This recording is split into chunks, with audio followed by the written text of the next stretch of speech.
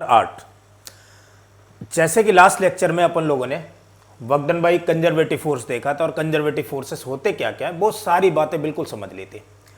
अब मैं थोड़ा सा नॉन कंजर्वेटिव फोर्सेस हैं उनकी वजह से क्या होगा वो देख लेता हूँ और क्या क्या चीज़ें बनती हैं, और उसके बाद आज का जो टॉपिक अपना रहेगा वो अपन लोग सिंपली पोटेंशियल एनर्जी को पढ़ेंगे कि पोटेंशियल एनर्जी एक्चुअल में क्या है। ठीक है, तो चलो बच्चों स्टार्ट करते हैं। Next topic is non conservative forces. बेटा नॉन कंजर्वेटिव फोर्सेस क्या होते हैं? देखो भाई, जैसे अपन लोग कंजर्वेटिव देखे थे बस उसी तरीके से अपन लोग नॉन कंजर्वेटिव को भी देख लेंगे। नॉन कंजर्वेटिव फोर्सेस वो होते हैं जिनका कर्ल, जिन फोर्सेस का curl means del cross F equal to क्या हो, जीरो के इक्वल ना हो। भाई कंजर्वेटिव में क्या था बच्चे, कंजर्वेटिव में वैल्यू जीरो के इक्वल थी, लेकिन नॉन कंजर्वेटिव वो होंगे जिनका कर्ल जीरो के इक्वल ना हो। ऐसे जो फोर्सेस होंगे that are called the non conservative forces, उनको हम लोग नॉन कंजर्वेटिव बोलेंगे। ठीक है, यहां तक बात समझ में आ गई। दूसरा, सर वहां पर तो जब हम लोग कंजर्वेटिव की वजह से जो वगडन करते थे वो अगर उसके अगेंस्ट करते तो वो पोटेंशियल एनर्जी के फॉर्म में स्टोर हो जाता था और रिकवर हो जाता था, वो कहीं पर लॉस नहीं होता था। लेकिन इसमें क्या होगा बेटा, इसमें जो वर्क डन अगर नॉन कंजर्वेटिव फोर्सेस की वजह से होगा तो वो हमेशा लॉस करेगा मैकेनिकल एनर्जी में। ठीक है, तो वगडन ड्यू टू, मैं लिखूंगा work done due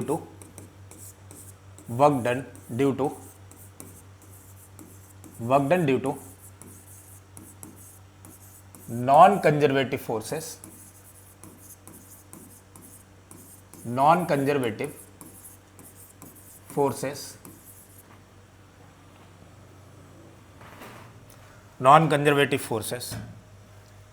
is non conservative forces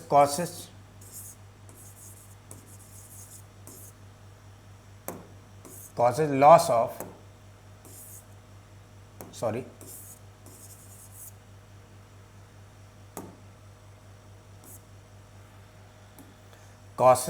of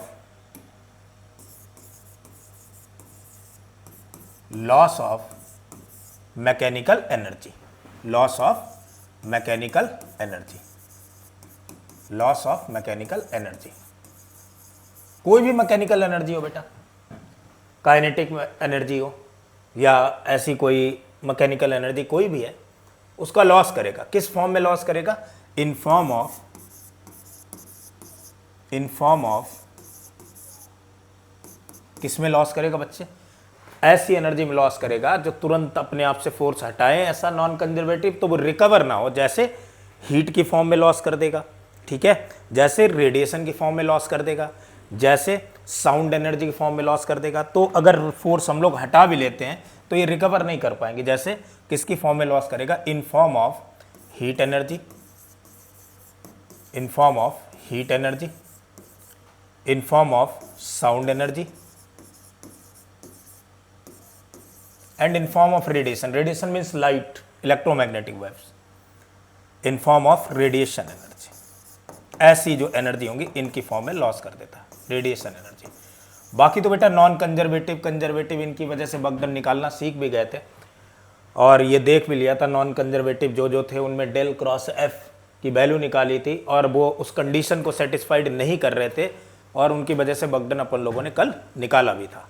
तो अभी आज का जो टॉपिक है जो अपन लोग पढ़ने वाले हैं that is called potential energy. की पोटेंशियल एनर्जी क्या होती है वो अपन लोग देखेंगे। ठीक है, आज का जो टॉपिक है बच्चे वो क्या है? पोटेंशियल एनर्जी है। तो देखते हैं भाई पोटेंशियल एनर्जी क्या है। ध्यान से सुनना बच्चे, ये जो टॉपिक है बड़ा कॉन्सेप्चुअली बहुत अच्छा है। तो देखते हैं इसे बच्चे। पोटेंशियल एनर्जी क्या होती है समझो। मैंने कहा था काइनेटिक एनर्जी जो है वो मोशन की वजह से आ रही थी। भाई काइनेटिक एनर्जी अगर अपन लोग देख रहे थे तो वो किसकी वजह से आ रही थी? वो आ रही थी बाय वर्च्यू ऑफ मोशन। तो सर पोटेंशियल एनर्जी किसकी वजह से आएगी? यार पोटेंशियल एनर्जी अगर अपन लोग कैलकुलेट करेंगे तो वो मोशन की वजह से नहीं आएगी, वो किसी और वजह से आएगी, कोई और रीजन होगा। क्या रीजन होगा सर? वो भी मुझे बता दो बेटा। वो रीजन होगा कि किसी भी ऑब्जेक्ट की पोजीशन क्या है, ऑब्जेक्ट का ओरिएंटेशन कैसा है, पोजीशन क्या है, ऑब्जेक्ट का ओरिएंटेशन कैसा, ऑब्जेक्ट की शेप साइज ज्योमेट्री कैसी है, इस चीज के ऊपर डिपेंड करती है, इन सारी चीजों के ऊपर डिपेंड करती है, ठीक है। कॉन्फ़िगरेशन उसका कैसा है, ऐसी जो एनर्जी होगी that is called the mechanical potential energy, उसे हम लोग मैकेनिकल पोटेंशियल एनर्जी कहेंगे। तो ऐसी एनर्जी जो ओरिएंटेशन की वजह से आए, जो शेप साइज ज्योमेट्री की वजह से आए, जो ओरिएंटेशन की वजह से आए, that is called the potential energy या मैकेनिकल पोटेंशियल एनर्जी। तो this energy by virtue of this energy by virtue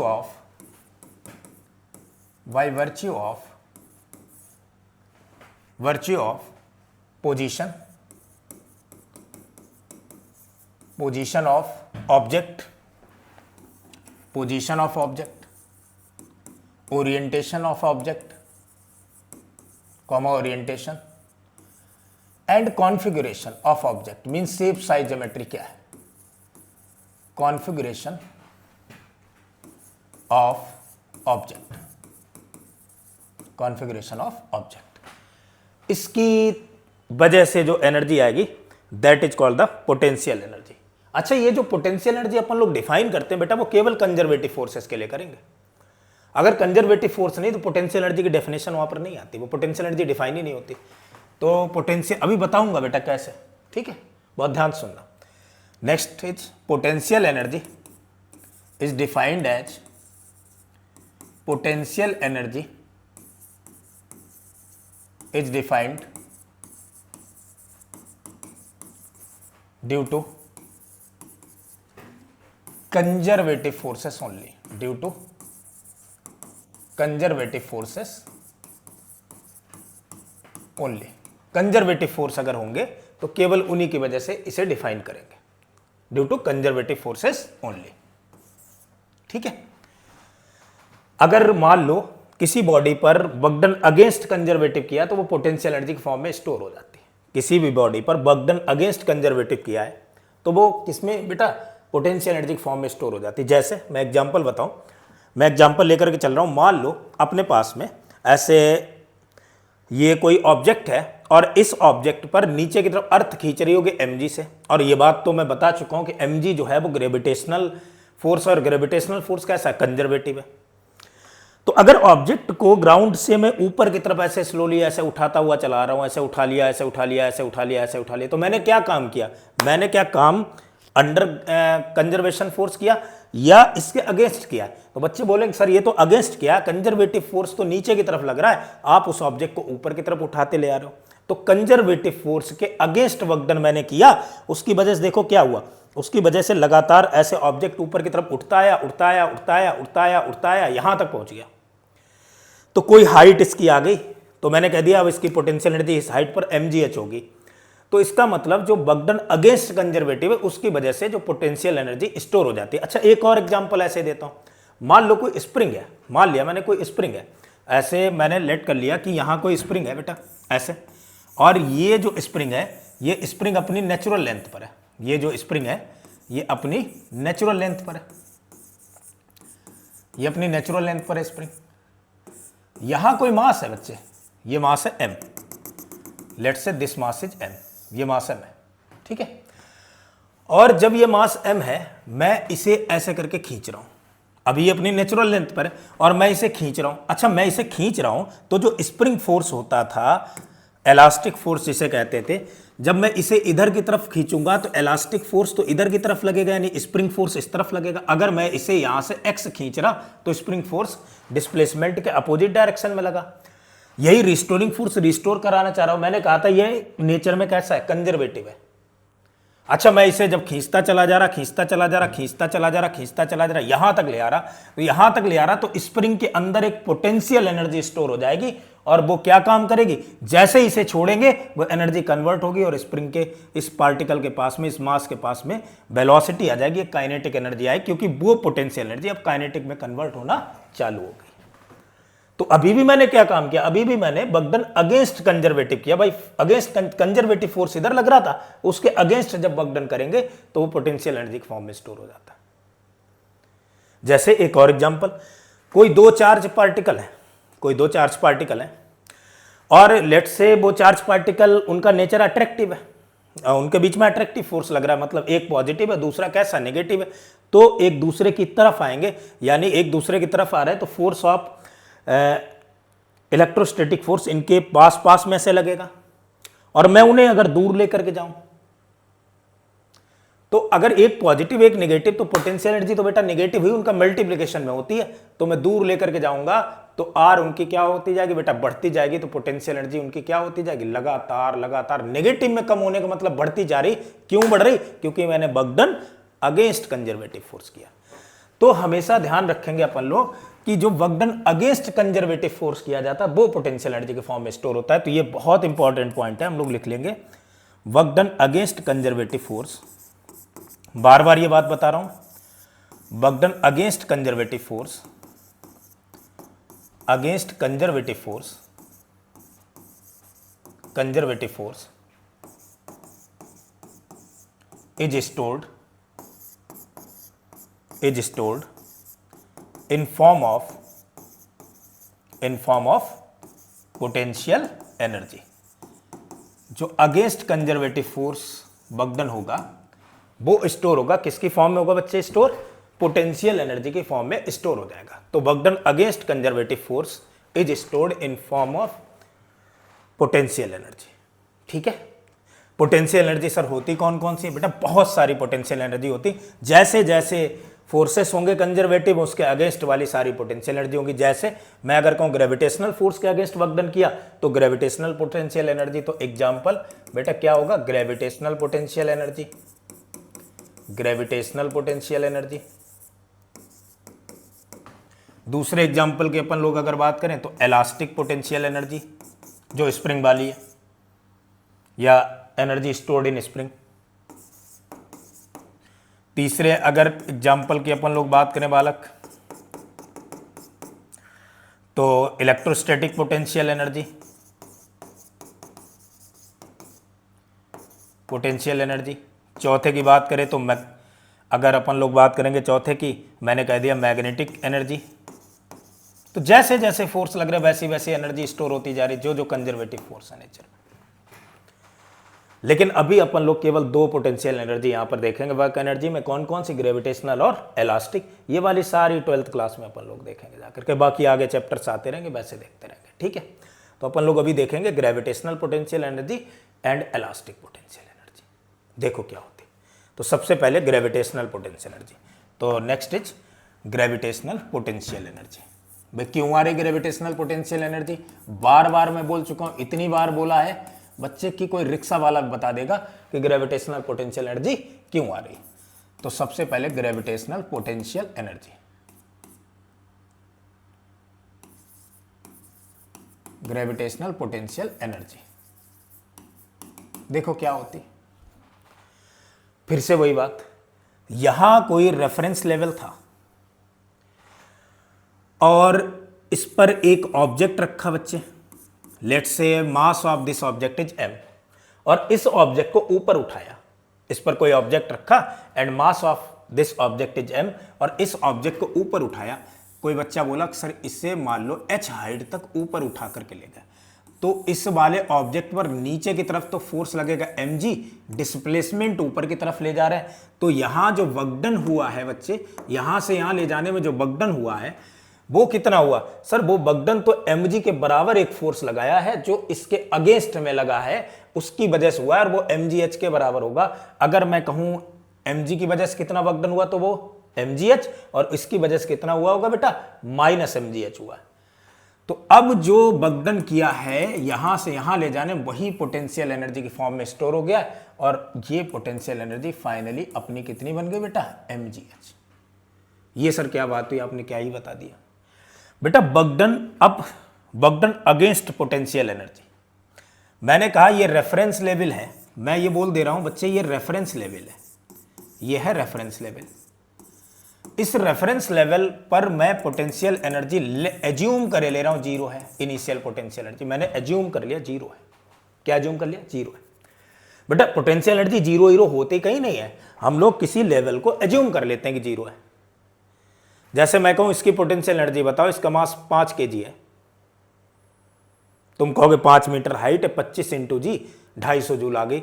लेकिन बेटे वो तो यहां से 250 जूल आ गई, मैं कहूं सी लेवल से बताओ भाई समुद्र तल से इसकी पोटेंशियल एनर्जी कितनी होगी, तो बच्चे बोलेंगे कि सर इससे तो बहुत ज्यादा हाइट है सी लेवल से, अब तो ये इसकी हजारों में आ गई। मैं कहूं नहीं भाई एवरेस्ट को मैं एज्यूम कर रहा हूं 0 लेवल, अब बताओ, तो बच्चा कहेगा सर एवरेस्ट तो बहुत ऊपर है उसकी हाइट, तो उसके रेस्पेक्ट में ये तो नेगेटिव आ गई। तो ये एज्यूम करा जाता, मैंने इस पॉइंट को एज्यूम कर लिया। अगर मैं इसकी बजाय यहां कहीं कुछ एज्यूम कर लेता, यहां कहीं एज्यूम कर लेता, तो इसकी पोटेंशियल एनर्जी तो चेंज हो जाती। ठीक है, यहां पर पहुंचा इस पॉइंट पर, इस पॉइंट पर मैंने बोला कि इसकी फाइनल पोटेंशियल एनर्जी जो है बच्चे, इसकी फाइनल पोटेंशियल एनर्जी है डेल्टा यू, वो U final, and U final equal to हो गए M into G into H, इसके बराबर हो गई। किसके बराबर हो गए बच्चे? एम जी एच के बराबर, ये फाइनल पोटेंशियल एनर्जी। क्यों? क्योंकि इनिशियल 0 है। अगर मान लो यहां इनिशियल पोटेंशियल एनर्जी बच्चे 0 की बजाय 2 जूल होती, तो यहां फाइनल पोटेंशियल एनर्जी अभी इतनी नहीं आती बच्चे, फाइनल पोटेंशियल एनर्जी आती M G H plus 2 joule extra. अगर ये इसकी बजाय 3 जूल होती तो यहां 3 जूल एक्स्ट्रा। अगर इसकी बजाय यहां पर -3 जूल होती तो यहां -3 जूल कम करते। मतलब कहानी किस चीज की? सर आप कहना क्या चाह रहे हो? यहां एच हाइट है, बार बार इसकी एनर्जी चेंज कर रहे हो तो उसकी भी चेंज होती है। हाँ बच्चे, पोटेंशियल एनर्जी चेंज हो सकती है लेकिन डिफरेंस चेंज नहीं हो सकता। ध्यान देना, जब अगर मैंने यहां पर फाइनल पोटेंशियल एनर्जी +3 जूल रखा, यहां 3 जूल रखा, तो इनका डिफरेंस क्या आएगा? Delta U. तो मेरा बच्चा बोलेगा कि सर ये जो डेल्टा यू आया है that is final potential energy minus initial potential energy, और फाइनल तो है mgh +3 और इनिशियल है -3 जूल, ये और ये +3 जूल, 3 - 3 कैंसिल, कितना बचा भाई? mgh के बराबर बची। तो सर ये जो डिफरेंस होता है ना, वो हम लोग लिखा करते हैं। तो जो बगडन बाई कंजर्वेटिव फोर्स है वो नीचे की तरफ लग रहा है और पोटेंशियल एनर्जी अपन लोग ऊपर की तरफ डिफाइन कर रहे हैं। तो बगडन बाई कंजर्वेटिव फोर्स जो है वो होगा नेगेटिव ऑफ पोटेंशियल एनर्जी के चेंज के, क्योंकि work done by other than conservative force जो मैंने निकाला है वो चेंज इन पोटेंशियल एनर्जी के बराबर है। भाई कंजर्वेटिव के अगेंस्ट मैंने जो निकाला वो चेंज इन पोटेंशियल एनर्जी के बराबर है। किसी ऑब्जेक्ट को इधर से इधर लाने में, इधर से इधर लाने में जो बगडन करना पड़ा वो mgh है, और अपोजिट डायरेक्शन में ले जाने में करना पड़ा वो -mgh है। वो जिस फॉर्म में स्टोर हुआ that is called the potential energy. तो बगडन बाई कंजर्वेटिव फोर्स होगा वो negative of change in potential energy होगा। एक बच्चा बोला सर मेरे ये बात समझ में नहीं है, आप ये बात बोल क्या रहे हैं? मैं समझा रहा हूं बच्चे, मैं समझा रहा हूं, ध्यान दो। अगर हम हैं तो क्या गम है, ध्यान दो, मैं समझा रहा हूं। यहां पर मान लो कोई ऑब्जेक्ट था ऐसे, ठीक है, ये ऑब्जेक्ट है। इस ऑब्जेक्ट, ये ऑब्जेक्ट, इसका मास m है। इसका मास कितना बच्चे? m है। ये हाइट h है, ये h1 है, ठीक है। तो बच्चे इसकी पोटेंशियल एनर्जी इस पोजीशन पे क्या होगी? बच्चा बोले सर इसे मैं इनिशियल माने ले रहा हूं और इसकी पोटेंशियल एनर्जी हो गई mgh1। अब क्या हुआ? इस पर एक फोर्स लगा नीचे की तरफ। कौन लगा रहा है? ग्रेविटी लगा रही, उसकी वजह से नीचे आना चालू हो रहा है, गिर रहा है, इधर की तरफ इसे रिलीज कर दिया, गिर रहा। एक पॉइंट यहां पर पहुंचा और जैसे ही इस पॉइंट पर पहुंचा, ये हाइट मैंने बोल दी h2 है। तो फिर बच्चे से पूछा बच्चे यहां पर पोटेंशियल एनर्जी बताओ, ये फाइनल मैंने मान ली। बच्चा बोले सर ये तो mgh2 आ गई। मैं बोलूं बेटा एक बात बताओ, इसमें जो चेंज इन पोटेंशियल एनर्जी है वो कितना है? तो बच्चा बोले सर जो चेंज इन पोटेंशियल एनर्जी आया है that is equal to U final minus U initial होगा सर। और यू फाइनल कितना होगा बच्चे? यू फाइनल तो है mgh2 और सर यू इनिशियल तो mgh1 है। मैंने कहा बहुत बढ़िया बात है। इसके आगे mg तो कॉमन ले लिया सर, h2 - h1 बच्चा। लेकिन सर सबसे अच्छी देखने वाली बात यह है कि h2 is less than h1। h2 तो h1 से कम है, और अगर ये कम है तो ये वैल्यू तो नेगेटिव में आ गई। इसका मतलब mg इंटू ये जो डेल्टा h है दैट इज, ये पोटेंशियल एनर्जी कैसी आ गई बच्चे? नेगेटिव में आ गई। अच्छा, ये चेंज इन पोटेंशियल एनर्जी जो नेगेटिव में आई है वो किसके बराबर है सर? अरे वही तो बगडन किया है बच्चे। किसने किया है? mg ने किया है। mg कैसा है? कंजर्वेटिव है। तो कंजर्वेटिव फोर्स जो बगडन करेगा वो पोटेंशियल एनर्जी में जो चेंज करेगा वो नेगेटिव में ही करेगा। Negative of change in potential energy is equal to the work done by conservative force. तो ये बात बिल्कुल गांठ बांध के लिख लोगे कि नेगेटिव ऑफ, ये बात बिल्कुल गांठ बांध के लिखोगे कि negative of change in potential energy is work done by conservative force. And positive of change in potential energy equal to work done by other than conservative force. इतनी सी बात क्लियर है। अभी सर और भी बातें बची थी। सर आपने ये कहा कि ये पोटेंशियल एनर्जी तो एज्यूम कर रहे हैं, डिफाइन कैसे करेंगे पोटेंशियल एनर्जी? बेटा पोटेंशियल एनर्जी एज्यूम ही की जाती है, पोटेंशियल एनर्जी लेवल को अपन लोग डिफाइन करते हैं हमेशा, पोटेंशियल एनर्जी को नहीं डिफाइन करते हैं। अपन लोग डिफाइन करते हैं पोटेंशियल एनर्जी लेवल को, ठीक है? किसको डिफाइन करते हैं? पोटेंशियल एनर्जी लेवल को। कैसे? समझो, ध्यान देना। जैसे जैसे मान लो मैं साइंटिस्ट हूं, मान लो बेटा, हूं नहीं, मान लो, मान तो सकते हो, मान लो मैं साइंटिस्ट हूं और मैं कोई एक्सपेरिमेंट कर रहा हूं।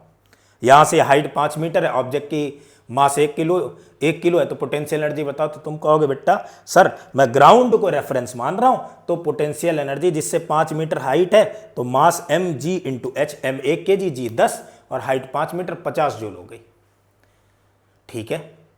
अब मैं अगर फर्स्ट फ्लोर पे खड़ा हूं, 5 मीटर हाइट है, कोई साइंटिस्ट दूसरा है जो मुझसे तगड़ा है, वो नीचे बैठा हुआ है, वो कह रहा भाई ये तो पोटेंशियल एनर्जी 5 जूल है ही नहीं, ये ग्राउंड वाली हाइट 10 मीटर क्यों भूल गए भाई, ये तो 150 जूल है। तीसरा कोई है जो बिल्कुल ऊपर वाले फ्लोर पे, वो कह रहा भाई नेगेटिव में आ रही। तो बेटा ये बात थोड़ी ना है, बात ये नहीं है पोटेंशियल एनर्जी कैसा, जो जहां तुम खड़े हो, जिस लेवल को तुम एज्यूम कर रहे हो ना, उसके रेस्पेक्ट में वो डिफरेंस है। क्योंकि तुम जिस लेवल को एज्यूम कर रहे हो वहां उस लेवल को, जैसे मैंने यहां पर ग्राउंड को एज्यूम करा 0, इस फ्लोर को एज्यूम करा 0, तो 0 से ऊपर की तरफ आया मैं 5 मीटर, तो 0 उसे एज्यूम करा 5 मीटर चला, तो ये चेंज इन पोटेंशियल एनर्जी है। किसका? इस लेवल का, और नीचे जो ग्राउंड 0 था उसका। 0 से अगर चेंज निकालोगे तो कोई चेंज थोड़ी ना माना जाता, इसलिए change in potential energy define है बेटा, पोटेंशियल एनर्जी डिफाइन नहीं है, वो तो एज्यूम करे जाती।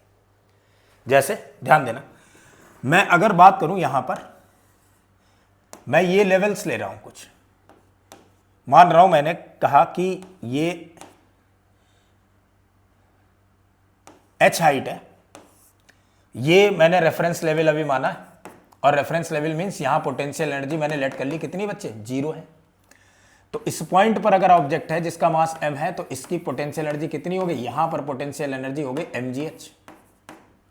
तो मैंने कहा यहां से यहां तक का डिफरेंस बताओ, तो डिफरेंस भी कितना हो गया? mgh।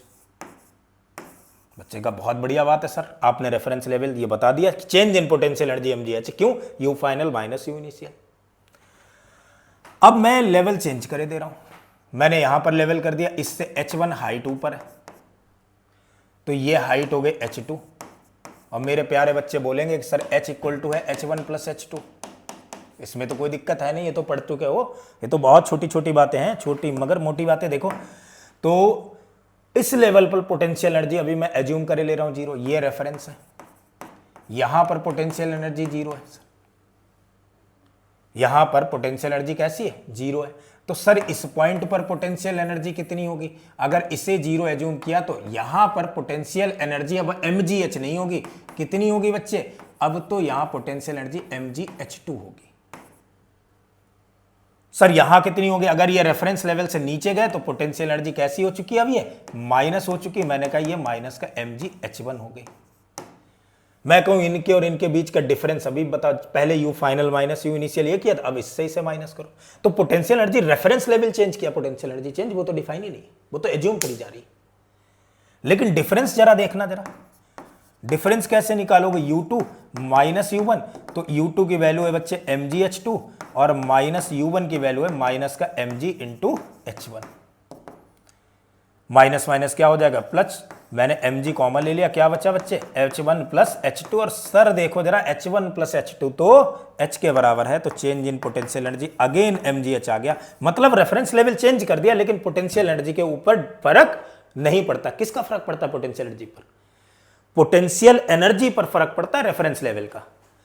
क्या रेफरेंस है तुम्हारा, वो पोटेंशियल एनर्जी वैसे ही चेंज होती चली जाएगी, लेकिन पोटेंशियल एनर्जी डिफरेंस पे कोई फर्क नहीं पड़ता। तो लिख लेंगे अपन लोग इस बात को, potential energy depends on, next point is potential energy, potential energy depends on, potential energy depends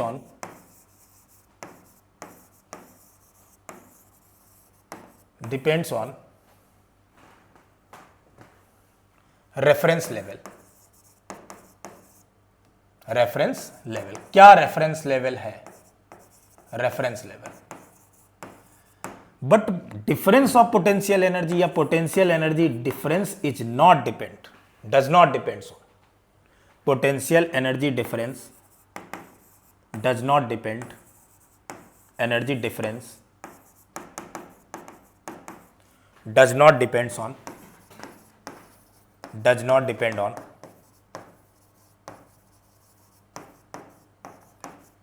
reference level. Potential energy difference जो है वो रेफरेंस लेवल के ऊपर डिपेंड नहीं करता है। बहुत अच्छी बात है, इतनी बात समझ में आ गई। वाह भाई वाह, बहुत बढ़िया बहुत बढ़िया। किस पर डिपेंड करता है? किसी पर नहीं सर, रेफरेंस लेवल पर तो केवल पोटेंशियल एनर्जी डिपेंड करती है। तो क्या सीखे?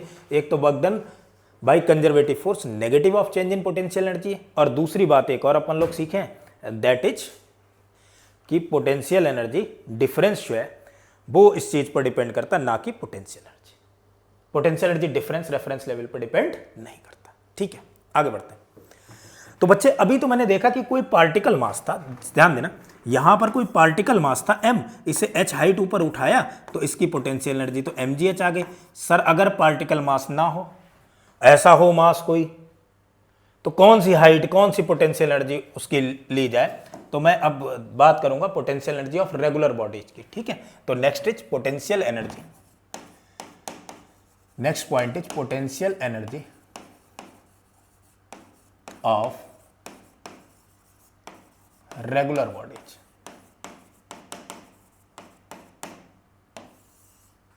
Potential energy of regular bodies, मैं रेगुलर बॉडीज की बात करूंगा। जैसे फॉर एग्जांपल अपने पास में ये सरफेस है कोई हॉरिजॉन्टल, इसका पोटेंशियल एनर्जी लेवल, इसी को रेफरेंस मान लिया, पोटेंशियल एनर्जी वैल्यू क्या हो गई? 0 हो गई। इसके ऊपर एक अपनी नन्ही सी मुन्नी सी प्यारी सी रॉड है, और रॉड का मास बेटा m है, और length of the rod is l। Rod का मास m है और रॉड की मास कितनी हो गई? वो लेंथ हो गई l। ऐसे सर इसकी पोटेंशियल एनर्जी बताओ। अब भाई इसकी कैसे बताएं? क्या यहां से यहां तक हाइट लूं मैं mgh में, कि या सेंटर ऑफ मास की हाइट लूं, कि इधर लूं कि इधर लूं कि इधर लूं, क्या करूं? कंफ्यूजन है। फॉर्मूला तो ये पता है कि पॉइंट मास के लिए, तो एक पार्टिकल मास बना लो ना यार।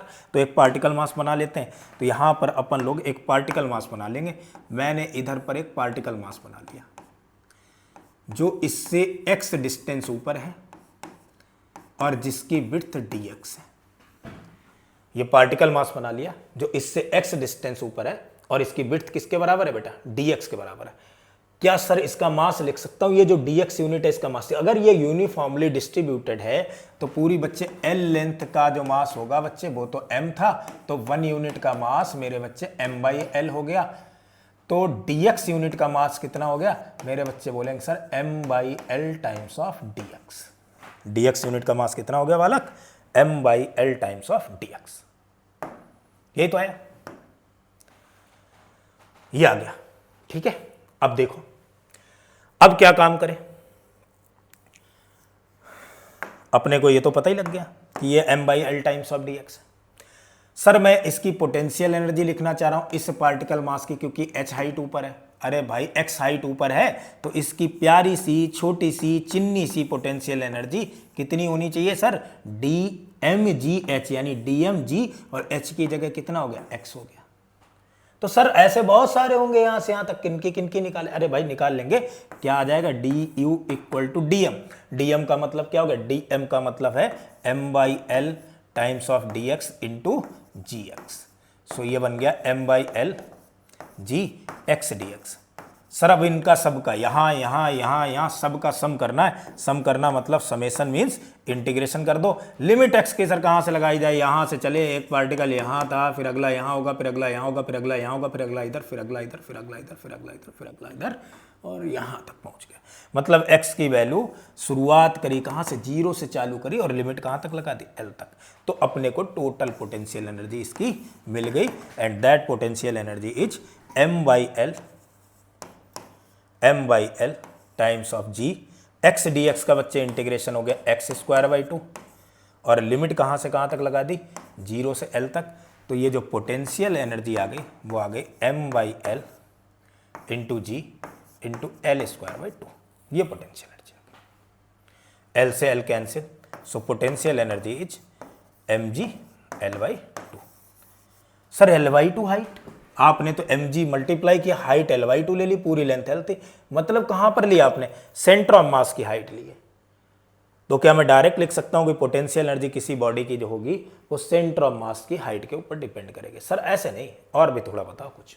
चलो देखते हैं, ध्यान देना।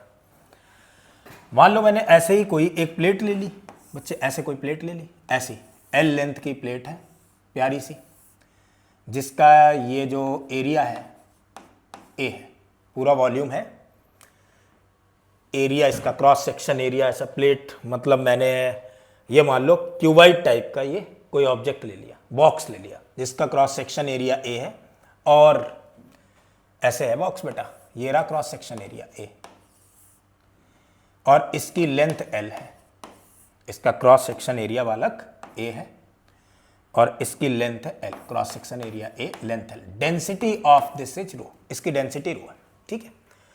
अब सर बताओ पोटेंशियल एनर्जी कितनी होगी? बता दूंगा भाई, कोई दिक्कत नहीं। अगर इसकी डेंसिटी रो, क्या काम करूंगा मैं, यहां पर एक एलिमेंटल मास मान ले रहा हूं जो है डीएम, और ये रहा डीएक्स, ठीक है। कितनी हाइट पर है बेटा, एक्स हाइट पर है, तो इसकी वजह से पोटेंशियल एनर्जी कितनी होगी बच्चे? मेरा बच्चा बोलेगा सर ये तो D M into G into X होगी, अभी तो आपने सिखाया। तो potential energy D U equal to D M into G into X मैंने लिखा।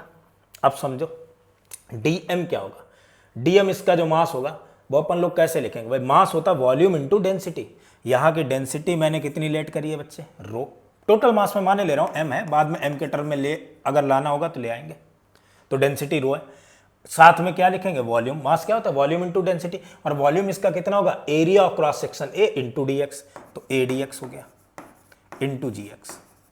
सर ये जो आ गई वैल्यू वो आ गई रो A G x D x, इसे इंटीग्रेट कर देंगे, लिमिट कहाँ से कहाँ तक बच्चे लगानी, लिमिट 0 से लेकर के L तक लगा देनी, तो पोटेंशियल एनर्जी इस बार में भी आ गई कितनी बच्चे, rho A G x square by 2 limit 0 से L, यानी पोटेंशियल एनर्जी बन गई rho into A into G into L square by 2, यही तो बना। सर मैं इसे ऐसे भी लिखूं rho into A into L into G into L by 2, कोई दिक्कत नहीं बेटा, एल इंटू एल लिख लिया। भाई साहब ए इंटू एल क्या होता है वॉल्यूम, वॉल्यूम इंटू डेंसिटी क्या है मास, तो ये पूरा टर्म मास है, यानी कि क्या बन गया M into G into L by 2। अगली बार भी पोटेंशियल एनर्जी इसके सेंटर ऑफ मास पे ही आ गई, फिर से अगेन सेंटर ऑफ मास पे ही आ गई पोटेंशियल एनर्जी। क्लियर हुई बात कि नहीं? तो पोटेंशियल एनर्जी कोई रेगुलर बॉडी अगर हम लोग लेंगे, सिमेट्रिक बॉडी लेंगे, उसकी पोटेंशियल एनर्जी हमेशा कहां पर रहेगी, सेंटर ऑफ मास पर रहेगी। तो मैं लिख दूं इस चीज को कि potential energy of symmetric bodies, potential energy of symmetric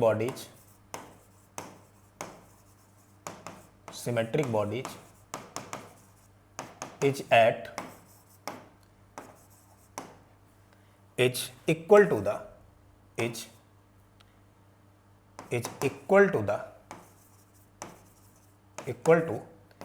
mg into height of center of mass, mg into height of center of mass।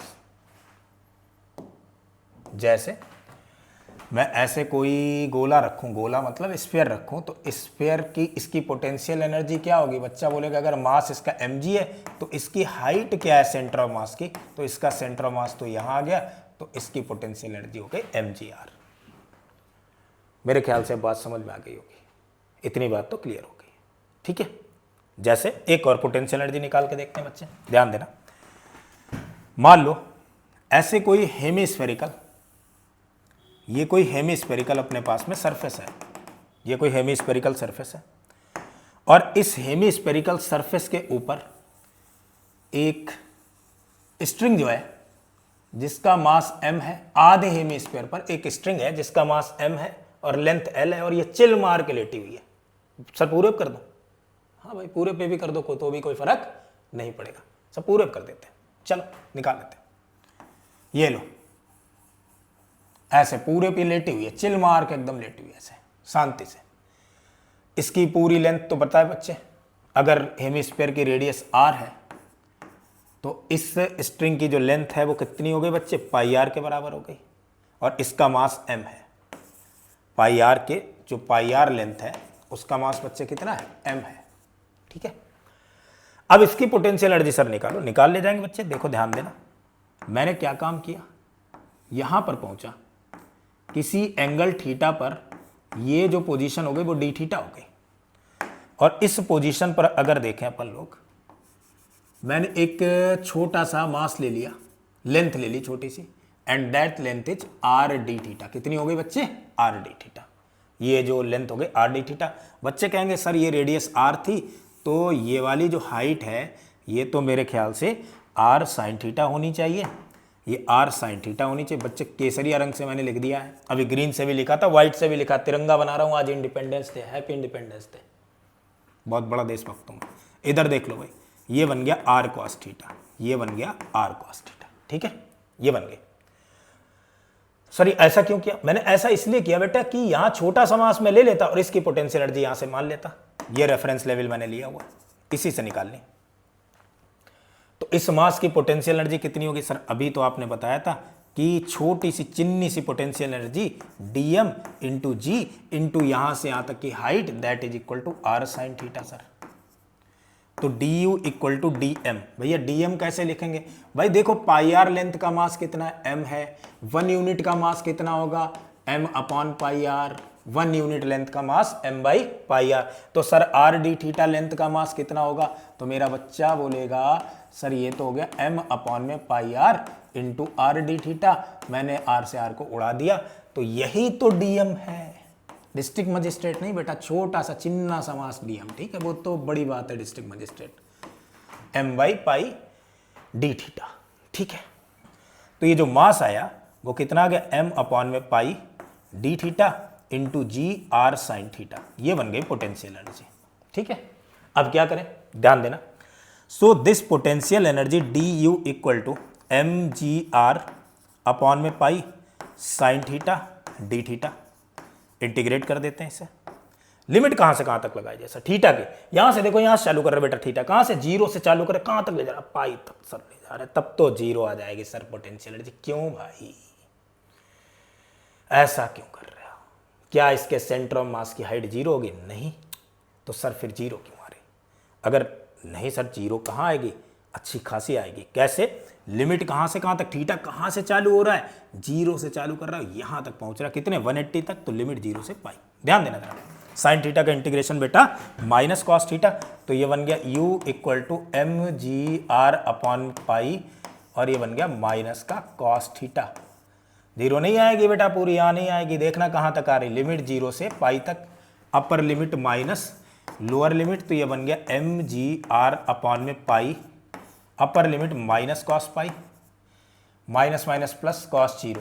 बेटा कॉस पाई की वैल्यू क्या होती है, -1, माइनस माइनस +1, और +1 कितना हो जाएगा, 2 हो जाएगा, तो ये बन गई 2mg r पाई। मतलब मैं ये लिख सकता हूं u equal to M G into r/2 pi. आगे बेटा पढ़ेंगे कि कोई अगर ऐसे रिंग है, मैं इसे हेमिस्फीयर से मतलब थोड़ी रख रहा हूं, इसके ऊपर जो चेन लेटी हुई ये तो सेमी सर्कुलर रिंग है, और किसी सेमी सर्कुलर रिंग का जो सेंटर ऑफ मास की हाइट होती है बेटा वो 2r/पाई होती है, आगे सेंटर ऑफ मास चैप्टर में पढ़ेंगे। तो पोटेंशियल एनर्जी किसी भी रेगुलर बॉडी की mg उसका वेट इंटू r/2 पाई, मतलब mass of the centre of, वो height of the centre of mass के बराबर होगी। यहां तक कहानी सीख ली अपन लोगों, यहां तक कहानी सीख ली, इसमें कोई दिक्कत नहीं है किसी भी तरीके की। चलो आगे बढ़ते हैं बालक, आगे और ध्यान देते हैं, आगे और ध्यान दो। मैं एक बात और बताना चाह रहा हूं, मुझे पता है कि वर्क एनर्जी थ्योरम क्या थी, ध्यान देना बेटा। वर्क एनर्जी थ्योरम देखें अगर, तो from work energy theorem WET wet, इससे देखें तो ये क्या थी बेटा, ये थी work done by all forces, work done by all forces, work done by all forces equal to change in kinetic energy, work done by all forces equal to change in kinetic energy. ये था work done by all forces equal to change in kinetic energy.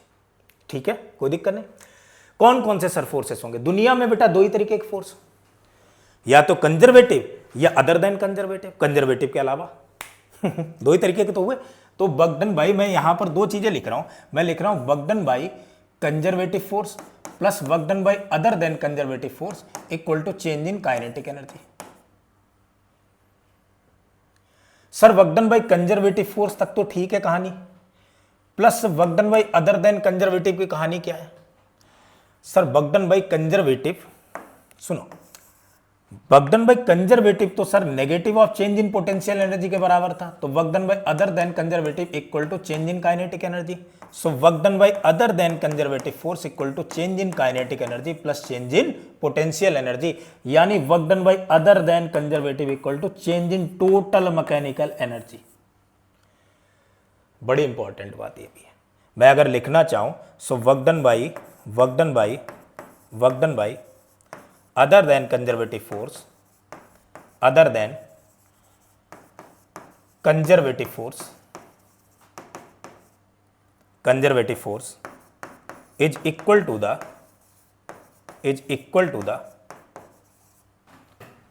change in total mechanical energy, change in total mechanical energy, total mechanical energy। ये change in total mechanical energy के बराबर होगा। ठीक है, कोई दिक्कत तो नहीं है ना?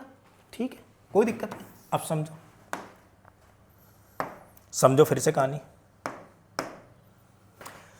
मैं अगर ये बात करूं कि work done by other than conservative force in slow process, किसी चीज को बहुत स्लो खींचा जा रहा है या बहुत स्लो चल रही है, और स्लो चल रही तो बच्चे क्या मान करके चलते थे कि चेंज इन काइनेटिक एनर्जी क्या होगी? जीरो होगी। तो work done by other than conservative forces in slow process के लिए बच्चे change in potential energy plus change in kinetic energy तो जीरो होगी स्लो प्रोसेस के लिए। जितना स्पीड पहले उतनी ही बाद में नेग्लिजिबल स्पीड से कोई चीज खींची जा रही है या चल रही है। तो work done by other than conservative force in slow process is equal to change in potential energy. इसका यूज क्या है सर? इतनी सारी कहानी फालतू बता दी मुझे, है रामायण पूरी बताए पड़े। बेटा यूज है, क्या यूज है ध्यान देना। मैंने अगर मान लो ये कोई एक टेबल है और इस टेबल के ऊपर एक फिर से रस्सी चिल मार के लेटी हुई है, जिस रस्सी की लेंथ है बेटा पूरी L और इतना है बेटा L/3, पूरी लेंथ L है तो ये बची हुई लेंथ 2L/3 ये लेकर के लेटा हुआ, ये टांगे हैं इसकी, ऐसा लटका रहा है। पूरे का मास बच्चे M है, पूरी रस्सी का मास M है। इस रस्सी को स्लोली ऊपर की तरफ खींचने में कितना वर्क डन करना पड़ेगा, ये मुझे पूछना है। अब देखो, जब इसे ऐसे खींच रहे हैं ऊपर की तरफ, क्या वर्क डन बाय कंजर्वेटिव या other than conservative? Sir conservative तो नहीं, ये तो अदर देन कंजर्वेटिव। क्यों? कंजर्वेटिव तो नीचे की तरफ लग रहा है, उसके अगेंस्ट स्लोली उतना ही फोर्स लगा करके ऊपर की तरफ खींचते हुए चले जा रहे हैं। लेकिन स्लोली खींच रहे तो ये इसमें काइनेटिक एनर्जी में कोई चेंज नहीं आएगा। तो ये सर वर्क डन जो होगा वो किसके इक्वल होगा? चेंज इन पोटेंशियल एनर्जी के इक्वल होगा। पहले पता था, ऐसे क्वेश्चंस को अपन लोगों ने किससे किया था बेटा? इंटीग्रेशन लगा किया था। अब ऐसे ही सॉल्व कर ले जाएंगे। कैसे? देखो ध्यान देना। मैंने ये एनर्जी लेवल मान लिया, ये रेफरेंस लेवल है, ये रेफरेंस है, तो यहां पोटेंशियल एनर्जी इनिशियल कितनी हो गई? 0। यहां इनिशियल क्यों? यहां पोटेंशियल एनर्जी हो गई 0। मैं इतने पोर्शन की बात कर रहा हूं, इस चिन्ह से पोर्शन की। इस चिन्ह की पोटेंशियल एनर्जी इसके सेंटर ऑफ मास पर होगी बच्चे, और इसका सेंटर ऑफ मास जो है वो यहां पर है और यहां पर है, तो इसकी पोटेंशियल एनर्जी क्या होगी? इस चिन्ह का मास, भाई पूरी L लेंथ का मास M है, तो इस चिन्ह L/3 का मास कितना हो गया बच्चे? M/3 इंटू G, ये वेट हो गया। और सेंटर ऑफ मास की यहां से यहां तक की हाइट बच्चे कितनी हो गई है? पूरी L/3 थी, तो ये छोटी सी चिन्नी सी हाइट बेटा L/6 हो गई। तो पोटेंशियल एनर्जी इस पोजीशन पर कितनी हुई? बच्चे बोलेंगे सर ये इनिशियल पोटेंशियल एनर्जी इस चिन्ह से मास की है और वो -mg/L/6 है, -m/3g/L/6। माइनस क्यों सर? रेफरेंस लेवल ऊपर है तो पोटेंशियल एनर्जी किधर की तरफ होगी? नीचे। इसे खींचा खींचा खींचा खींचा खींचने के बाद सिचुएशन ऐसी हुई कि पूरी की पूरी चेन इसी लेवल पर आ गई, रेफरेंस लेवल पर, और जहां पोटेंशियल एनर्जी फाइनल वाली कितनी थी, 0। ये पूरा पोर्शन ऐसे लेट गया और अपनी पोटेंशियल एनर्जी फाइनल वाली कितनी करती, 0। तो वर्क डन बाई ये जो अदर देन कंजर्वेटिव फोर्स है, ऐसे खींचने में कितना वर्क डन लगा, वो किसके इक्वल होगा, चेंज इन पोटेंशियल एनर्जी यानी you final minus U initial. So you final minus U initial अगर निकालेंगे, सो यू फाइनल बच्चे कितना है, 0, और यू इनिशियल की तो वैल्यू है माइनस का mgl अपॉन में 6 3 जा कितना हो गया बच्चे, 18। तो ये बन जाएगा mgl/18। ये कहानी क्लियर है, इसमें कोई दिक्कत नहीं, समझ में आ गया होगा। एक और करके देखते हैं। जैसे मान लो बच्चे मेरे, मान लो प्यारे बच्चों, मान लो ये कोई दो टैंक है आइडेंटिकल, ये कोई दो टैंक है आइडेंटिकल, और एक नैरो पाइप से ऐसे जुड़े हुए हैं। ये कोई नैरो पाइप से जुड़े हुए हैं। नैरो पाइप मीन्स अपन लोग, नैरो और बहुत छोटा स्मॉल पाइप है, इससे जुड़े हैं, तो अपन लोग इसका वॉल्यूम कंसीडर नहीं करेंगे कि इसमें कितना पानी है और कितना नहीं है। यहां पर कोई ऐसे बल्ब लगा हुआ है। इनिशियली जो है इस वाले टैंक में cross section area of the each tank is a, if cross section area of each tank is A and initially इस टैंक की हाइट है h1, इसमें जहां तक पानी भरा हुआ है h1 है, और इसमें जो पानी भरा हुआ है बच्चे वो हाइट है h2। ठीक है, जैसे ही बल्ब को ओपन किया पानी इधर से इधर जाएगा और दोनों का लेवल सेम हो जाएगा। तो वर्क डन कितना हुआ यहां से आ जाने में, ठीक है, इधर से इधर पानी जाने में वर्क डन कितना हुआ, ठीक है, ये निकालना है भाई। यहां से आ जाने में वर्क डन कितना हुआ, ये तो इसकी पोटेंशियल एनर्जी बढ़ा रहा है, इसकी कम कर रहा है, लेकिन ओवरऑल तो कमी हो रही। तो अपन लोग यहां फिर से अगर वर्क डन निकालेंगे तो work done equal to change in potential energy करते हैं, वर्क डन आ जाएगा। या मैं ये बोल दूं, यहां से यहां जाने में नहीं, मैं ये कह दूं यहां से पाइप से पानी भरा जा रहा, पहले इतना भरा हुआ था और पाइप से इसकी हाइट थोड़ी बढ़ा दी, बताओ वर्क डन कितना हुआ, वर्क डन बाई पंप। तो अगर ये दोनों कुछ ऐसे हो गए कि बराबर हो गए, अब यहां से पानी बराबर हो गया, लेवल दोनों बराबर हो गया, तो वर्क डन कितना हुआ, तो वर्क डन सर होगा चेंज इन पोटेंशियल एनर्जी के बराबर। तो इसका लेवल कितना हो गया सर, ये लेवल तो दोनों को जोड़ के आधा कर दो, बराबर बराबर हो गया h1 प्लस h2/2। वॉल्यूम तो बराबर, एरिया इक्वल है ना, सेम आइडेंटिकल है, इसलिए ऐसा आ गया। तो सर पहले इसकी इनिशियल पोटेंशियल एनर्जी लिख लेंगे, क्या होगी, इनिशियल पोटेंशियल एनर्जी होगी m, मास इसका बेटा, मास होगा वॉल्यूम वाटर की इंटू डेंसिटी, वो तो डेंसिटी, वॉल्यूम हो गया area into height h1 into ये तो मास m इंटू जी, mg हो गया बच्चे। फिर क्या लिखते थे, सेंटर ऑफ मास की हाइट, तो यहां से यहां तक की सेंटर ऑफ मास की हाइट कितनी होगी बच्चे, ये तो h1/2 सर है, तो h1/2 प्लस इस वाले की भी लिखनी है, यही कहानी, rho into area a into h2 into G into h2/2 centre of mass की हाइट, ये इनिशियल हो गई। यानी इनिशियल पोटेंशियल एनर्जी कितनी हो गई, rho into A into G into h1/2 plus rho into A into G into h2/2। मैंने क्या काम किया बालक, मैंने यहाँ से rho into A into g/2 common ले लिया, बचा h1² प्लस h2²। फाइनल कितनी हो गई सर, फाइनल ये देखो क्या लिखेंगे, फाइनल इन दोनों की ही, दोनों की मतलब 2 टाइम्स मैं करे दे रहा हूँ क्योंकि एक के निकाले ले रहा हूँ, एक ही जैसे हैं। तो mg लिखना है, मास कैसे लिखो बच्चे, इसका वॉल्यूम कैसे होगा, area into h1 plus h2/2 into density यानी rho into centre of mass की हाइट बच्चे। अब ये सेंटर ऑफ मास की हाइट कितनी हो गई, h1 plus h2 divide by 2 नहीं बच्चे, डिवाइड बाई 4 हो गई। तो फाइनल पोटेंशियल एनर्जी अपने को मिल गई, यहां से कैंसिल, वो आ गई rho into A into h1 plus h2 का होल स्क्वायर डिवाइड बाई 4, ये फाइनल हो गई। अब सर मुझे बतानी है कि वर्क डन कितना करना पड़ा, तो work done equal to change in potential energy. तो सर क्या मैं U final minus U initial कर दूं, कर दो भाई। अगर U final minus U initial करोगे तो वैल्यू नेगेटिव आएगी, ये वैल्यू कम है और ये वैल्यू ज्यादा है, ठीक है, नेगेटिव आएगी वैल्यू। सर क्यों? क्योंकि यहां पर देखो mg की वजह से, इसके वेट की वजह से क्या हो रहा है, ये अपनी पोटेंशियल एनर्जी को मिनिमाइज करने की कोशिश कर रहा है, इधर की तरफ जा रहा है। तो ये जो बगडन बाई mg हुआ, इसका पानी का वेट ने किया, इसलिए पोटेंशियल एनर्जी कैसी आएगी? नेगेटिव। बगडन बाई कंजर्वेटिव फोर्स हमेशा कैसा आता था? Negative of change in potential energy. तो बगडन बाई कंजर्वेटिव फोर्स है, तो वो कैसे निकालेंगे बच्चे? वो आ जाएगा you final minus U initial, और यू फाइनल क्या है अपने पास में? रो इंटू ए इंटू साथ में बच्चे जी और है, मैंने यहाँ नहीं लिखा था, लिख देता हूँ। तो रो इंटू ए इंटू जी मैंने कॉमन ले लिया दोनों में, रो ए इंटू जी कॉमन ले लिया, अपॉन में 2 भी कॉमन ले लिया। क्या बचा? h1 प्लस h2 का whole square upon 2 minus h1 square minus h2 square. इसे सॉल्व करेंगे, ये वैल्यू नेगेटिव में बन जाएगी। यहां तक कहानी क्लियर है? बहुत अच्छे से बात समझ में आ गई, कोई दिक्कत नहीं। तो ये बात क्लियर हो गई, ठीक है। नेक्स्ट देखते हैं बच्चे। अब आ जाता है अगली जो अपन लोग, ये तो ग्रेविटेशनल पोटेंशियल एनर्जी थी, तो नेक्स्ट लेक्चर में अपन लोग पढ़ेंगे बेटा इलास्टिक पोटेंशियल एनर्जी यानी स्प्रिंग वाली, और उसके बाद पोटेंशियल एनर्जी और फोर्स के बीच में क्या रिलेशन होता है, उस रिलेशन को देखेंगे। और उसके बाद में अपन लोग energy, total energy conservation, and then अपन लोग स्टेबल अनस्टेबल इक्विलिब्रियम, यानी कल मैं कोशिश करूंगा टोटल एनर्जी कंजर्वेशन और ये सारी चीज़ें निपटाने की, और उसके अगले लेक्चर में अपन लोग स्टेबल अनस्टेबल इक्विलिब्रियम की तरफ ध्यान देंगे, और उसके बाद फिर अपन लोग पावर पढ़ेंगे। बस फिर ये चैप्टर फिनिश हो जाएगा, ठीक है। तब तक के लिए थैंक यू। बने